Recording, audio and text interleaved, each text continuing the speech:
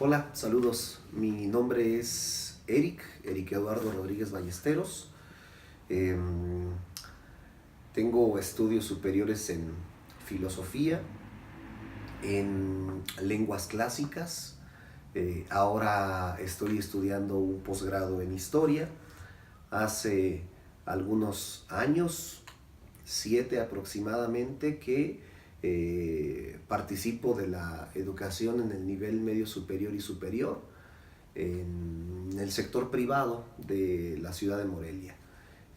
Mi experiencia en programas de licenciatura tiene que ver con las áreas de periodismo y comunicación, con el área de ciencias religiosas y con el área de imagología.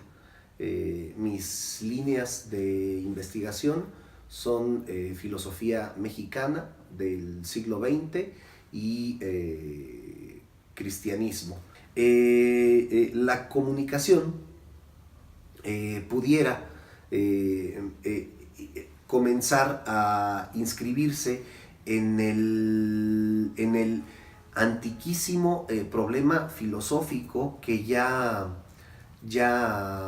esbozaba Platón en los diálogos socráticos, que gira en torno al lenguaje, por ejemplo, ¿no? La comunicación a menudo tiene el detalle de no saber si está girando en torno a la doxa o a la episteme. ¿Qué son doxa y episteme? Si está girando la comunicación en torno a la opinión o al conocimiento.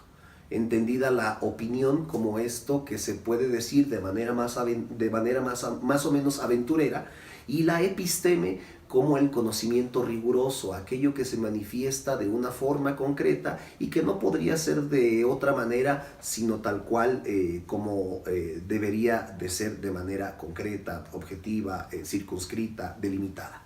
Bien, ok. ¿Qué nos regala la modernidad filosófica para la comunicación? Ubicándonos a partir de Descartes, por ejemplo, nos podría regalar una precaución metódica. Y esa precaución metódica tiene que ver con la duda, ciertamente. Y esa duda sería, en términos cartesianos, lo que nos podría conducir a la episteme, a la verdad, a una conclusión que no es mera opinión, sino que tiene fundamentos suficientes para enarbolarse como algo consistente y digno de ser asumido. Bien, precisamente lo que propone Descartes al mundo de la filosofía, y que es precisamente lo que encausa al pensamiento filosófico, a la modernidad, hace más o menos 600 años, perdón, hace más o menos 400 años, tiene que ver con la duda. No es tan novedoso de Descartes. Ya San Agustín en la Edad Media había sugerido la duda metódica como filtro para la razón, pero es Descartes quien lo perfecciona y quien le da consistencia, incluso matemática, para que esta duda metódica pueda servir incluso para construir ciencia, conocimiento científico. Bien, retomo. Lo que importa en el mundo de la comunicación no es propiamente hacer ciencia, sino comunicar en términos verdaderos. Ok, ¿qué haría Descartes para decirnos, o mejor dicho, qué haría Descartes para tratar de descubrir la verdad? Lo primero que haría Descartes es dudar, ¿no?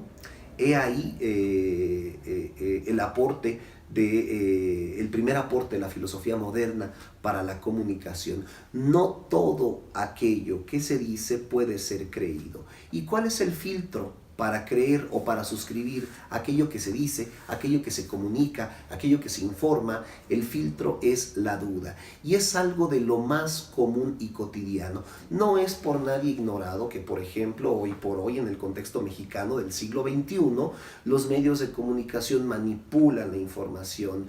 La gente creía que con la democratización de los medios de comunicación este iba a ser un vicio resuelto, y es algo que vemos que no es de esta manera. Hoy por hoy cualquiera de nosotros nosotros puede fungir como agente educativo agente comunicativo, a través de cosas como las redes sociales, y vemos que aquí no se termina el problema, al contrario, se acrecenta fake news, informaciones falsas, noticias erradas, opiniones por todos lados, juicios absurdos, idiotas, discriminatorios, en fin, cantidad de cosas.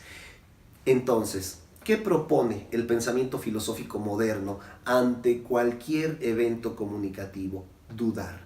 Dudar de si tal cosa que se nos está presentando al entendimiento, tal cosa que se nos presenta como una verdad, si es precisamente una verdad o si es cualquier otra cosa. Y para empezar, lo que haría Descartes es dudar de los sentidos y filtrarlo todo por la razón.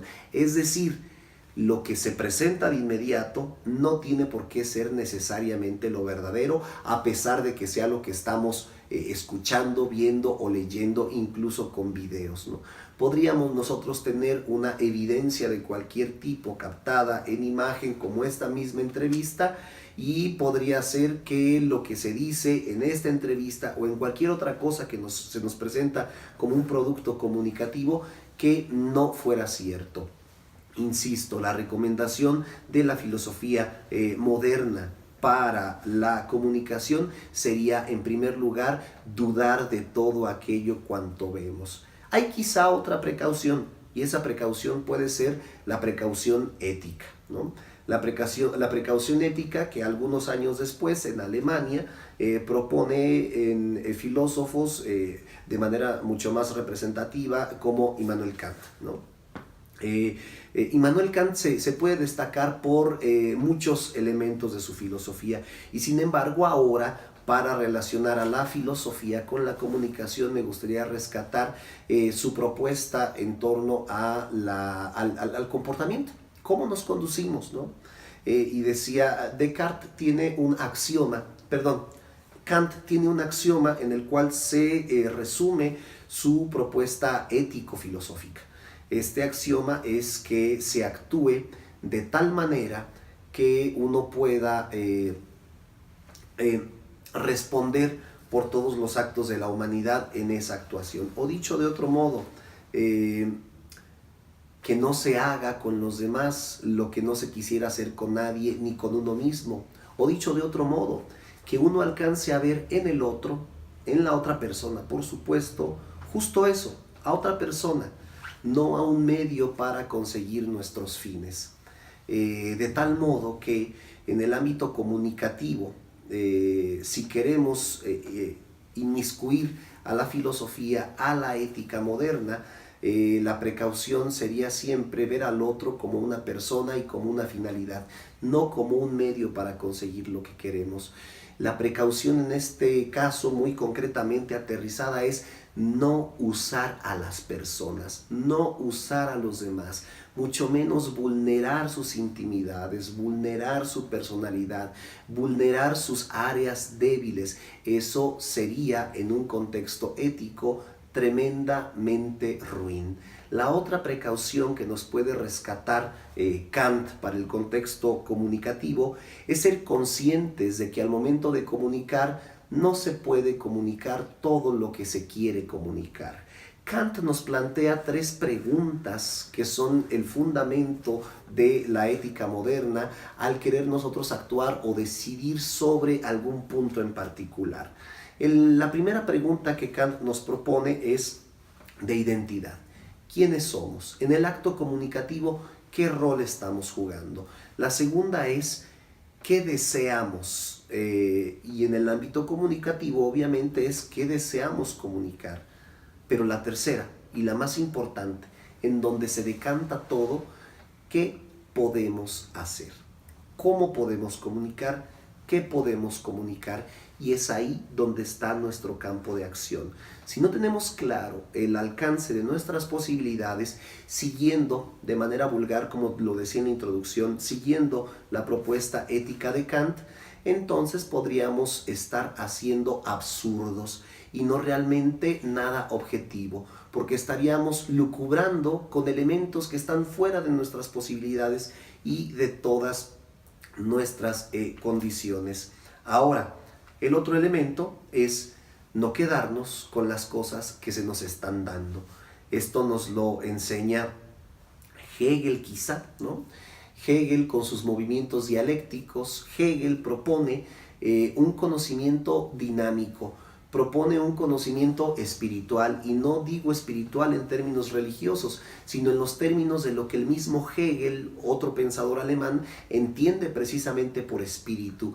El espíritu como este movimiento que se está dando en la sociedad, en las humanidades, en la filosofía, en la historia, y que justo es eso, siempre es un movimiento y por lo tanto siempre se está transformando, se está renovando, nos está aportando nuevos elementos, se está descubriendo y redescubriendo. Recordemos aquella propuesta trinitaria de Hegel: tesis, síntesis, antítesis, retomo, idea, contraidea, nueva idea. Eso es lo que quiere decir, y nos invita entonces la filosofía hegeliana en sus movimientos dialécticos a no quedarnos estancados con cualquier cosa que se concluya sobre cualquier asunto, en no ver a la comunicación como algo rígido, como algo duro, como algo inamovible, sino todo lo contrario, la comunicación en tanto que tesis, relacionándose siempre con las antítesis que pudieran ser otros elementos de la misma comunicación, u otros elementos del conocimiento, u otros acontecimientos de la vida real, del mundo, de la historia, y que derivan precisamente en la síntesis de estas combinaciones, y que a partir de esta síntesis hay nuevas posibilidades de combinación para generar nuevas opciones y nuevas visiones en torno a la comunicación. Por ahora, pareciera que lo que importa a la filosofía en la cuestión de la comunicación es su especificidad, su racionalización, pero lo cierto es que no es todo lo que importa. Hay otros grandes pensadores de la época moderna, como Arthur Schopenhauer, que con sus propuestas teóricas nos ha dado luces para reconocer que no es únicamente la razón lo importante al momento de conocer, o ya ni siquiera de conocer, sino de enfrentarse a la vida y de enfrentarse al mundo. Por lo tanto, esta perspectiva racional de las cosas no debe de ser lo único importante en el mundo de la comunicación cuando se la quiere relacionar con la filosofía, porque precisamente lo que hace Schopenhauer en gran parte de su legado literario es teorizar sobre categorías estéticas que en la época clásica venía siendo aquello relacionado con las formas, con las artes, con lo que producía el quehacer humano, el arte humana.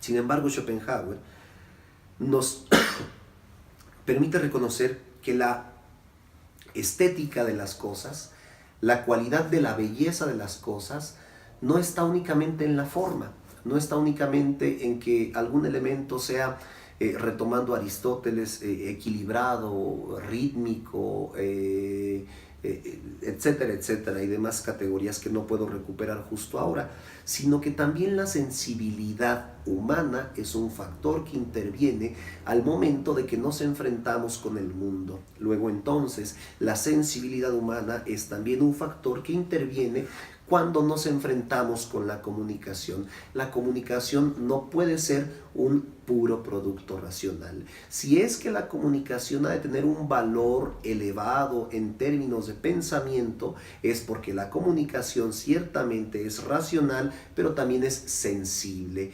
Apela a razones del corazón, como las mencionaba Pascal.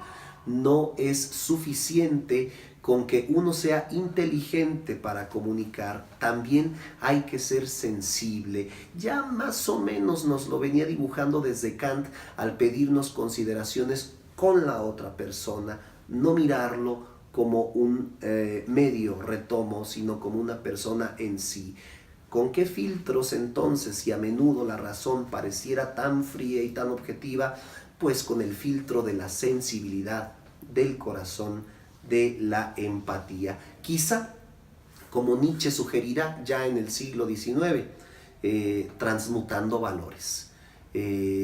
Precisamente, por ejemplo, el no tener a la razón como la panacea del quehacer intelectual, y si acaso más bien a la razón combinada con la sensibilidad. ¿Qué podríamos ir diciendo para terminar en esta dinámica moderna?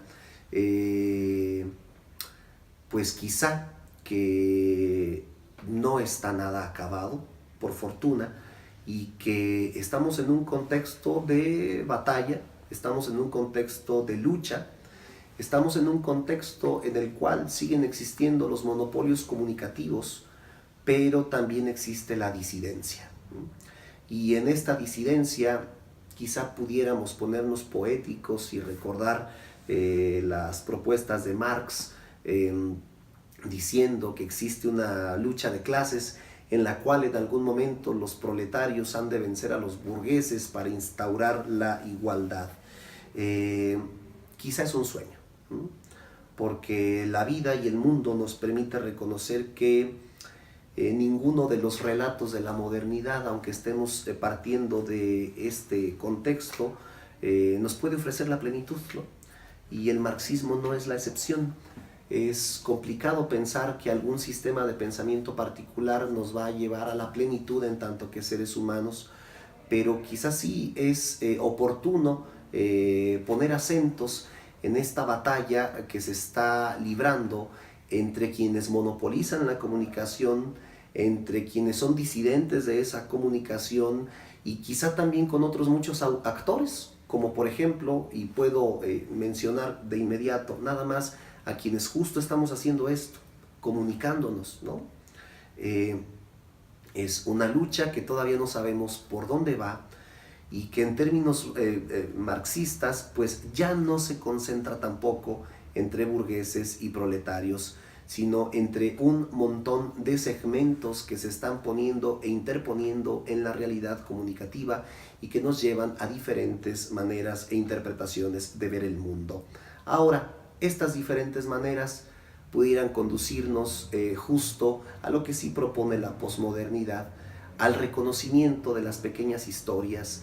Lo que se comunica no tiene que ser necesariamente lo importante, lo que se comunica es lo que se tiene que comunicar, ¿no? No es necesario que esté inscrito lo comunicable en algo tremendamente grande y magnífico. Es suficiente con que se quiera comunicar, y a partir de esto que se comunica, que se establezcan las diferencias y por supuesto el respeto a las diferencias. Si en algo nos ha de ayudar la comunicación con perspectiva filosófica, es en reconocer al otro y en proponer un panorama de diálogo en el que nadie gana, sino quizá tal vez en el que todos dialogamos